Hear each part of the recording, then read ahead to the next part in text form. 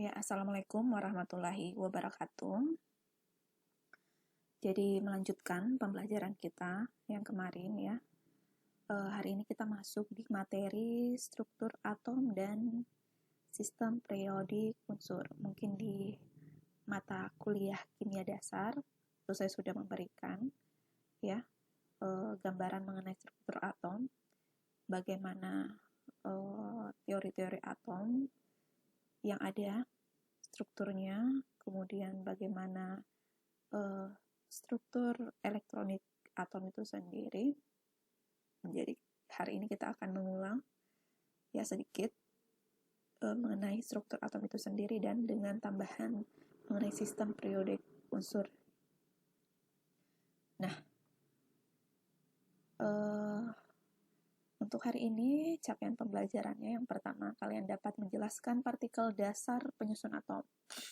Kemudian dapat mendeskripsikan perkembangan teori atom, kemudian menjelaskan sifat keperiodikan unsur, serta mengkaji unsur-unsur yang ada pada tabel periodik. Ya, jadi kita masuk di awal dulu mengenai perkembangan teori atom.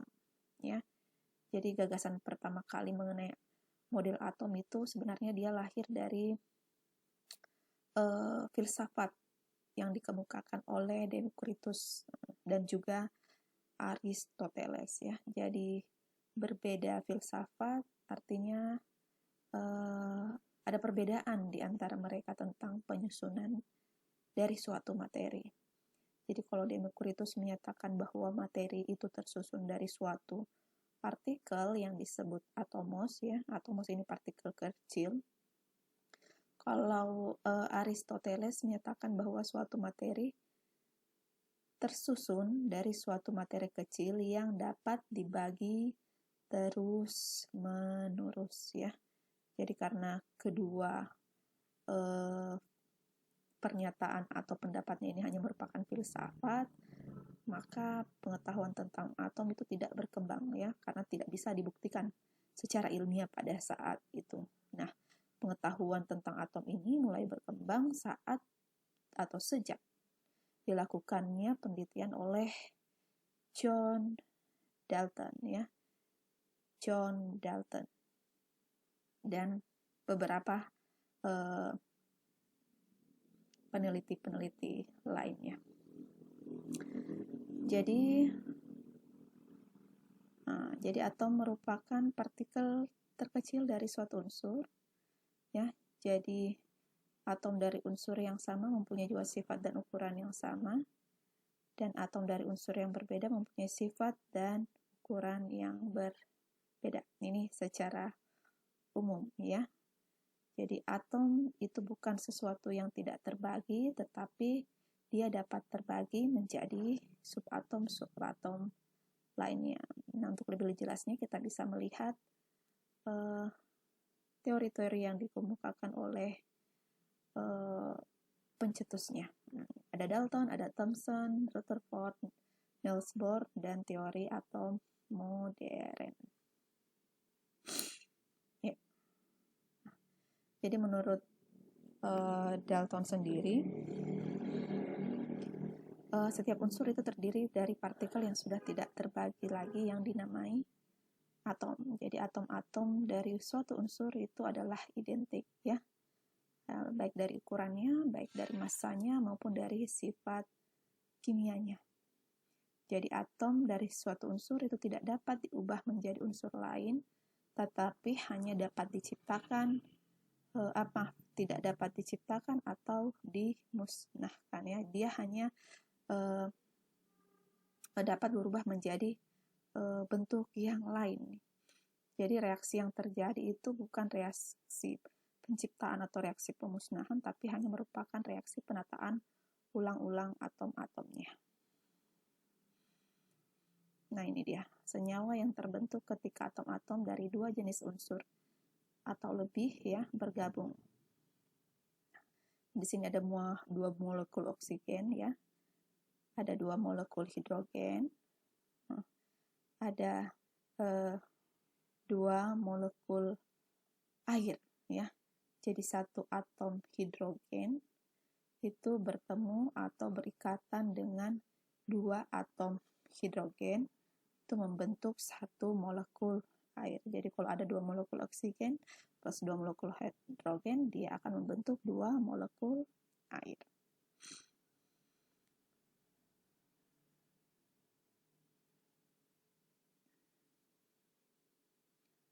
Iya, ini kita masuk di model atom J.J. Thomson. Tidak kelihatan.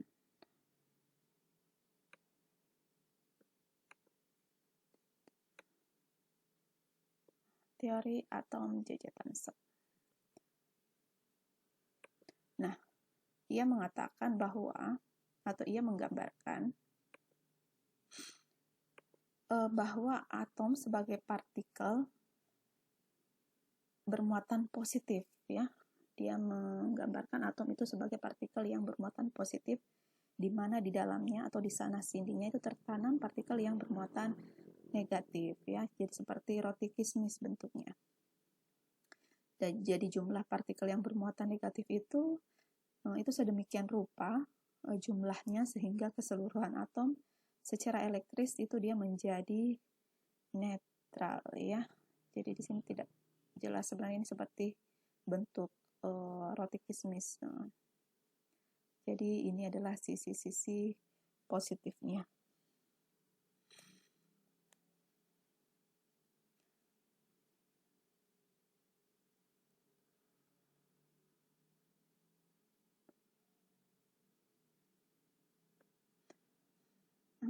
Ini adalah postulat dari teori atom Dalton yang kurang tepat, ya. Seperti tadi yang penjelasan awal, jadi sebenarnya atom bukanlah sesuatu yang tidak bisa dibagi lagi, melainkan dia terdiri dari partikel subatom, ya. Jadi walaupun sifatnya sama, atom dari unsur yang sama dapat mempunyai massa yang berbeda. Ini kita kenal dengan nama isotop, ya. Dan ternyata suatu atom itu dapat berubah, atau suatu atom dari unsur dapat berubah menjadi unsur lain, tetapi dengan melalui reaksi nuklir, ya, bukan melalui reaksi sederhana.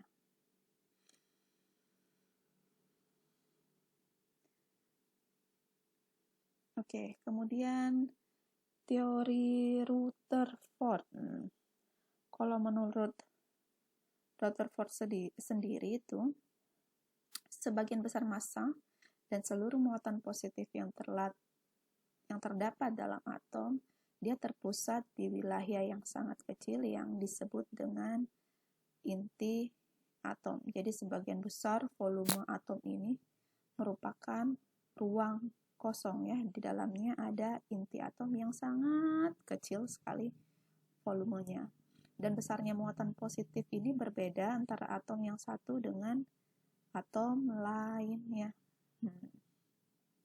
Begitupun juga dengan jumlah proton dalam inti, ternyata dia memiliki jumlah yang sama dengan jumlah elektron yang mengelilingi inti. Jadi jumlah proton itu sama dengan jumlah elektron. Inilah yang menyebabkan kestabilan dari suatu atom atau atom bersifat netral, karena jumlah proton dan jumlah elektronnya itu sama.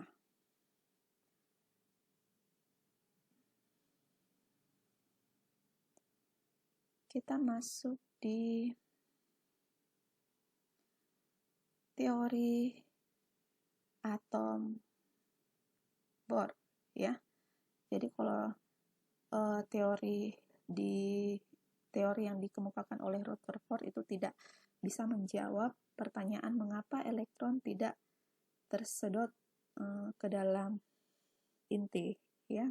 Di dalam inti tadi dikatakan terdapat muatan positif. Tapi kenapa elektron yang mengelilinginya di luar dari inti itu tidak jatuh ke dalam inti tersebut atau tidak melekat pada proton di dalam inti tersebut, ya. Jadi ini dijawab oleh teori Niels Bohr bahwa dalam atom terdapat lintasan-lintasan di mana tempat elektron ini berada, atau tempat elektron ini mengelilingi suatu inti atom. Jadi elektron menduduki orbit tertentu, ya, yang disebut dengan kondisi stasioner. Dan selama elektron berada pada orbitnya, maka energinya akan tetap dan tidak akan memancarkan energi, ya, kecuali kalau dia berpindah tempat, ya, ke tempat yang lebih tinggi atau lebih rendah, maka dia akan memancarkan energi, entahkah itu menyerap ataukah melepaskan. Nah, elektron dapat berpindah dari satu kulit yang satu ke kulit yang lain disertai dengan pemancaran atau penyerapan sejumlah energi tertentu. Jadi ini ada 4 fakta yang dikemukakan oleh teori Niels Bohr. Lebih spesifik lagi ya, yang menggambarkan bagaimana lintasan-lintasan yang ada di dalam suatu inti atom merupakan tempat elektron itu mengelilingi inti atom.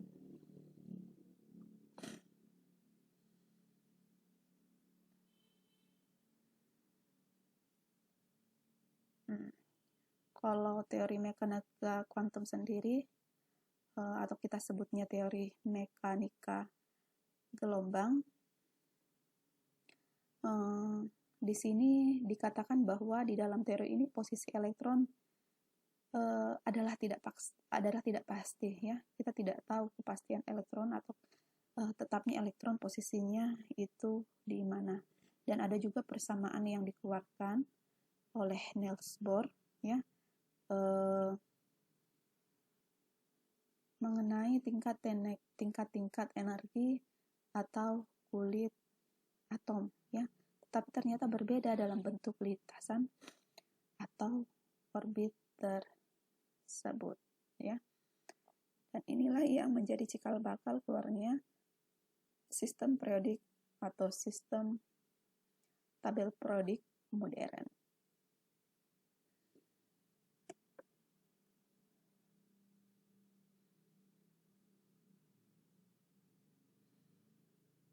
Nah, setelah membahas mengenai teori atom, kita masuk di partikel dasar penyusun atom, ya. Jadi tadi atom ternyata masih bisa dibagi lagi menjadi beberapa subatom, ya. Jadi dalam atom itu terdiri dari proton, neutron, dan elektron, ya. Jadi kalau di dalam inti atom ada proton dan neutron, di mana proton ini bermuatan positif dan neutron tidak bermuatan. Sedangkan di luar dari inti atom, ya, itu terdapat elektron, di sini bermuatan negatif.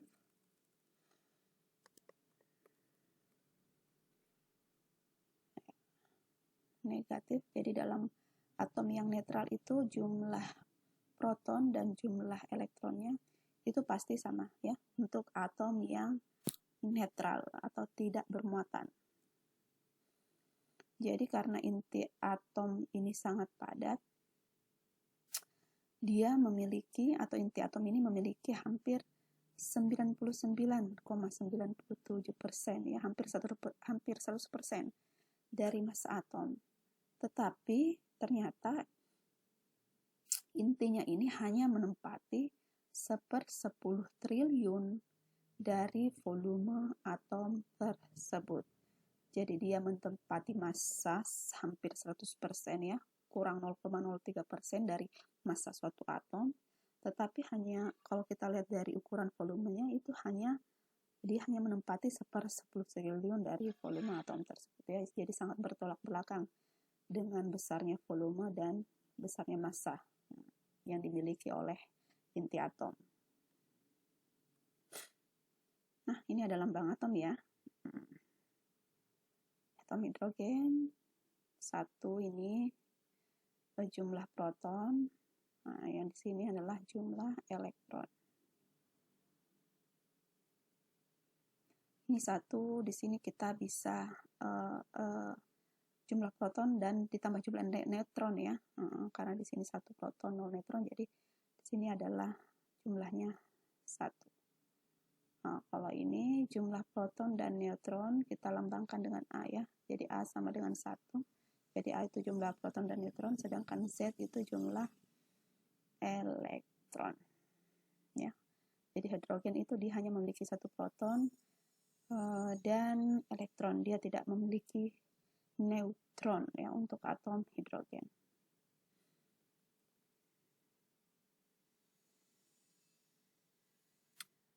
Nah, masuk di isotop, isobar, dan isoton. Nah, jadi isotop ini ya, kita kenal ada istilah isotop. Isotop ini merupakan atom-atom ya, golongan atom-atom dari unsur yang sama dan mempunyai massa yang berbeda ya.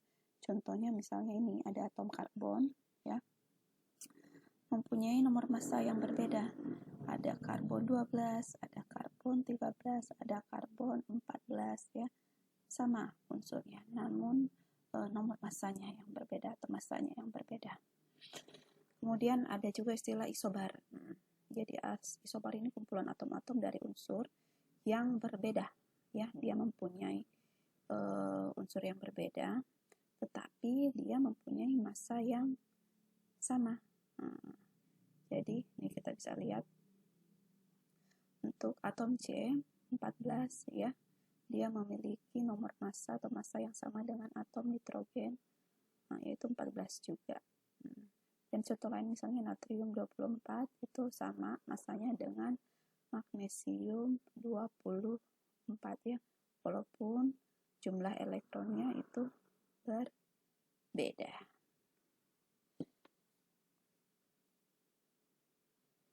Kemudian ada isoton.